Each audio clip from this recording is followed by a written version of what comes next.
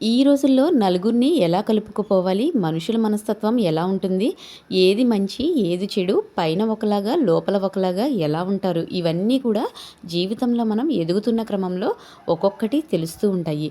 ఇక నా విషయంలోకి వస్తే నాకైతే అన్నీ యూట్యూబే నేర్పించిందండి. అబ్బో!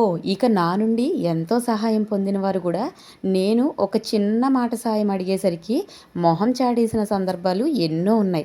నాకన్నా చిన్నవాళ్ళ దగ్గర నుంచి ఇలాంటి విషయాలైతే నేనెంతగానో నేర్చుకున్నాననమాట.